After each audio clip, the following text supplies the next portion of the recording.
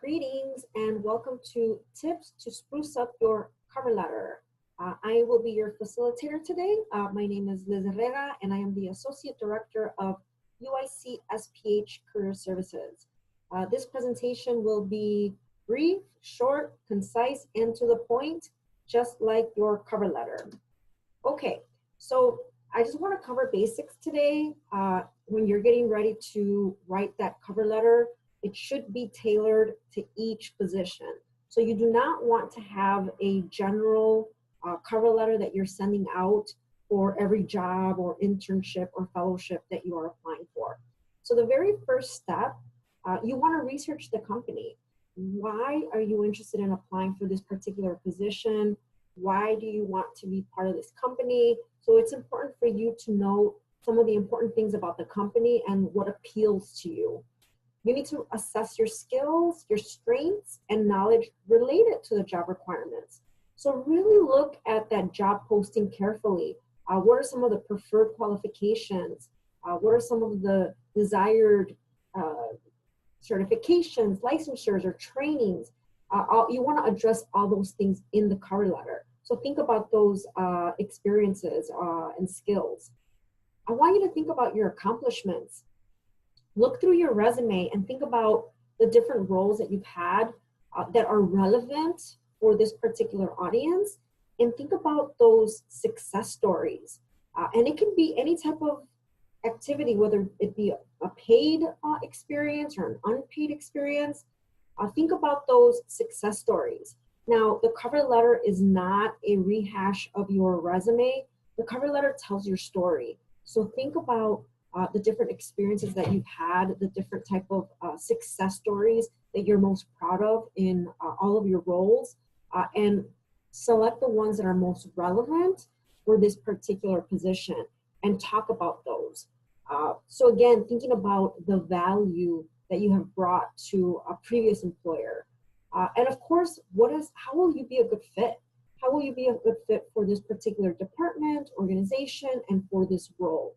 So what you need to do is you really need to connect the dots for the reader. And in this presentation, you'll also have access to cover letter format sample, which we'll go through in a second. Okay, so when you begin the cover letter, you want to use a formal business type letter, and you want to include your contact information. You can use the same type of contact information format that you use for your resume. It's good to have consistent documents, and of course the contact information for the employer. You want to begin your cover letter addressing an actual individual if possible. I understand that many employers do not provide their contact information, but you want to avoid things like "to whom it may concern" or "dear sir, madam." If you do have contact information, make sure that you have the correct salutation. If you're unsure of gender, you can just say "dear" and then the full name, and then a colon, of course.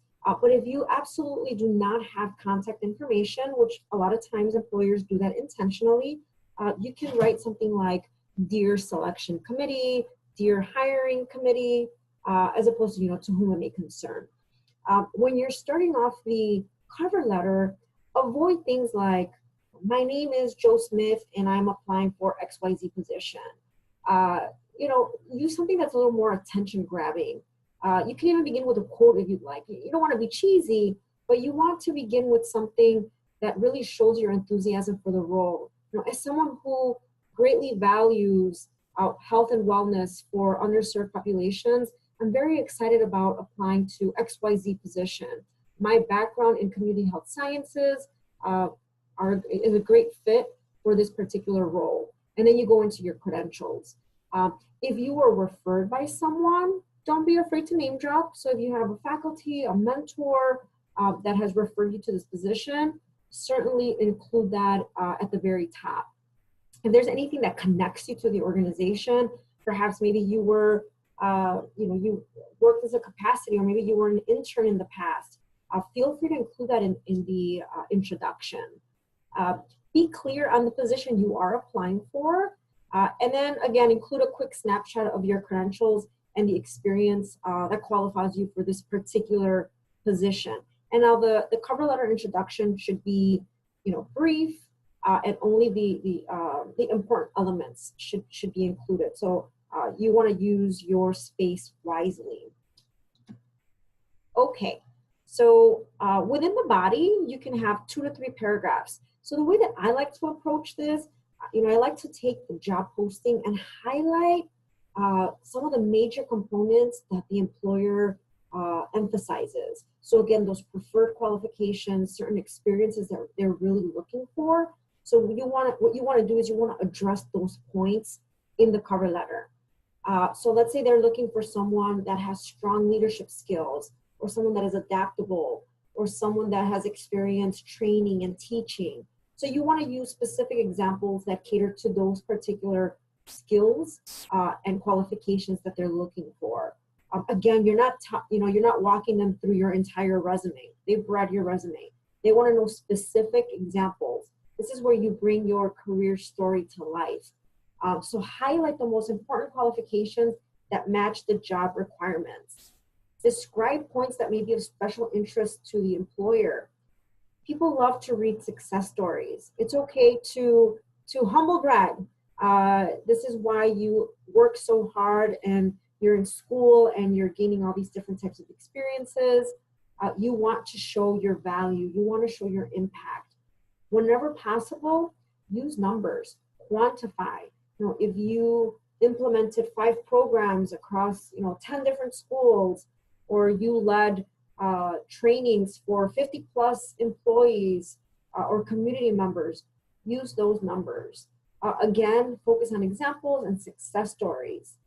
Use those keywords in the cover letter. So going back to the job posting, decipher that job posting. You can even go online and look for some of those word clouds that you can copy and paste the job posting and pick up on some of those relevant keywords and make sure you integrate them in your cover letter. Okay, so for your conclusion, reiterate your interest for that position. Show them how your career vision aligns to the vision and mission of the company. What are some of the commonalities? Again, it is about fit. Include your contact information and the best time that you can be reached, and ask for the interview. If there are any specifics in the job posting, willing to travel, willing to work weekends, anything specific, or that you have a reliable vehicle, those are the things that you can include in the cover letter. Also, if there's anything that you have any concern about in regards to something on your resume that doesn't fully capture the situation, you can include that in your cover letter. Perhaps, you were in a position for 4 months, but it's because it was temporary, or maybe you were laid off. You don't want the reader to make assumptions. So you can address some of the things that you're concerned about. I was in this role for this amount of time. However, I started grad school, so I had to leave the position. But I'm looking for something long-term, or whatever the case may be. So you can certainly explain certain things that maybe your resume doesn't necessarily showcase. So that's something that you can embed in the cover letter. And of course, always thank the reader for their time. So that is an overview of what your cover letter can look like. So what I'm going to do is I'm actually going to walk you through some samples that you're going to have here. So here is a cover letter format, and it is in the packet that I'm including along with this slideshow. So you can see the format. Again, your contact information at the top, but you can use the same as your cover letter, and then contact information, the date, and then who you're addressing it to.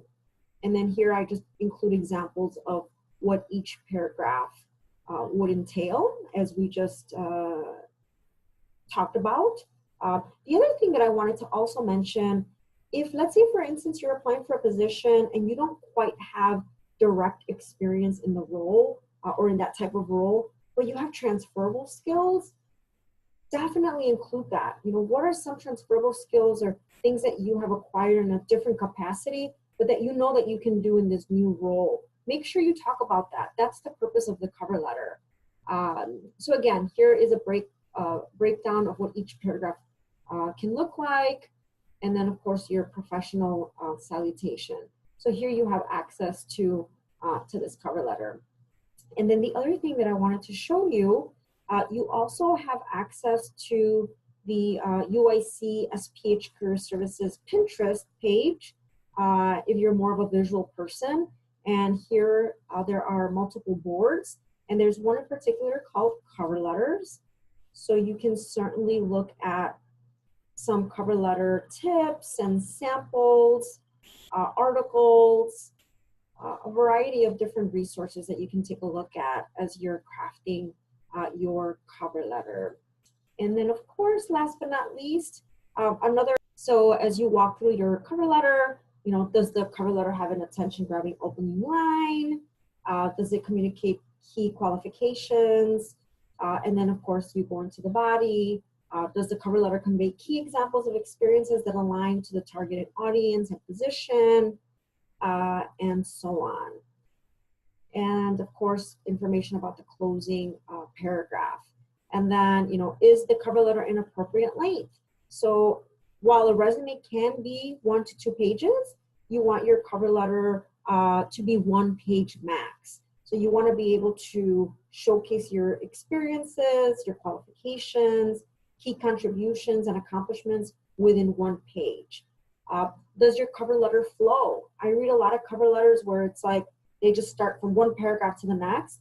Make sure you use transitional phrases, you know, furthermore, moreover, for example, and then of course, you want to make sure that your cover letter is error-free. You do not want to have any spelling, grammatical errors, any formatting errors.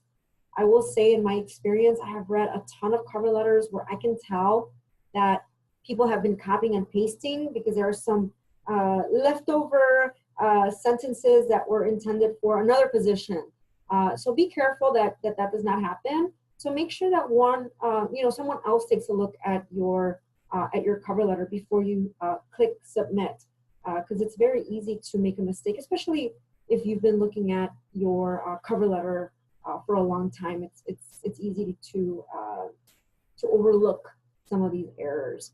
Okay, so those are some quick tips to help you get started.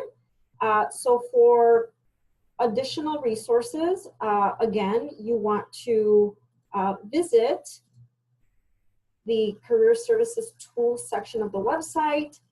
You'll see some sample letters there and other resources. We just went through the SPH Career Services Pinterest board. But if you need to have a conversation, brainstorm some of your experiences, or if you have a draft, you are certainly welcome to schedule an appointment with SPH Career Services, and that information is on the website.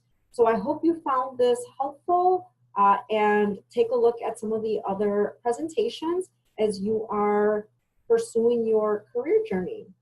Thank you.